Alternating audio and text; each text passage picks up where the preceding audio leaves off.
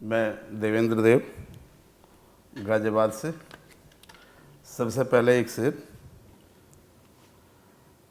देव कहाँ तक सुनता रहूँगा फ़कत अपने दिल की, धीरे धीरे सीख जाऊँगा मैं भी रवायत महफिल की। और एक परिस्थिति पे एक शेर, उसके बाद एक कविता। देव आँखों ने मेरी कुछ ऐसे भी लम्हे देखे हैं, देव आँखों ने मेरी कुछ ऐसे भी लम्हे देखे हैं जहाँ जज भी मैं था और सजा भी मैंने पाई। तो साथियों, एक चेतावनी के साथ कविता, शीर्षक है गौरैया। आप सब जानते हैं गौरैया एक पक्षी है, आजकल शहरों में कम दिखाई देता है। तो उसी पे कुछ अनुभव है और कुछ कल्पना। आज बहुत दिनों बाद गौरैया आई और मेरे सामने चहचहाने लगी, जैसे मेरी राजी खुशी पूछ रही हो, और पूछ रही हो कि अब उदास क्यों हो। अब तो तुम्हारी और तुम्हारे बच्चों की सुबह की नींद भी आबाद है। अब तो पेड़ के फल और पत्ते भी गंदगी नहीं फैलाते। तो फिर यूं सुबह सुबह उदास क्यों।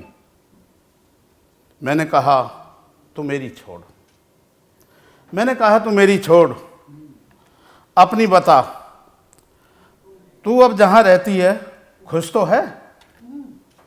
तो वो बोली हमारी खुशियां छोटी होती हैं तो मैं खुश हूं। तुम बताओ तुम्हारे बच्चे अभी भी देर तक सोते हैं क्या। तुम बताओ तुम्हारे बच्चे अभी भी देर तक सोते हैं क्या। कोई दिखाई नहीं दिया। वे बच्चे जिनकी खातिर तुमने हमें बेघर कर दिया। गौरैया तू मानव की व्यवस्था कहाँ समझ पाएगी, मानव जैसा स्वार्थी हृदय कहाँ से लाएगी। बच्चे बड़े हुए तो ज़रूरतें बढ़ी, ज़रूरतों को पूरा करने को नजरें आंगन में खड़े पेड़ पर पड़ी।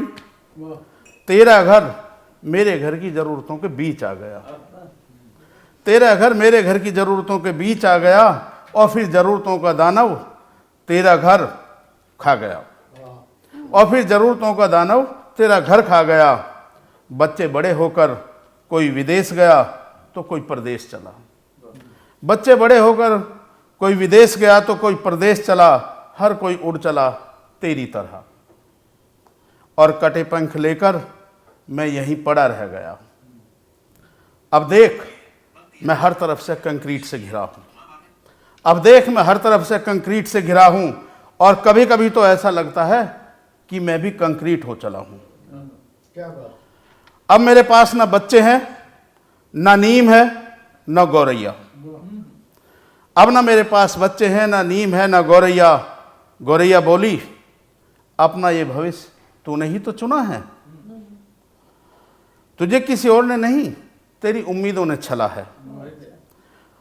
और सुनो देव तुम पहले से ही कंक्रीट थे, और सुनो देव तुम पहले से ही कंक्रीट थे, बस इंसान होने का दिखावा कर रहे थे। जब तक तुम्हारी जरूरतों में हम और हमारे घर आते रहेंगे, तुम्हारे जैसे मानव उदासी ओढ़कर यूं ही पछताते रहेंगे। गमले में कैक्टस उगाकर नीम का आनंद लेना चाहते हो, गमले में कैक्टस उगाकर नीम का आनंद लेना चाहते हो, खाली डिब्बों में गौरैया का घर बसाना चाहते हो। गौरैया प्रकृति की बेटी है, प्रकृति में ही रहेगी, उसकी हर खुशी प्रकृति में ही फूलेगी फलेगी।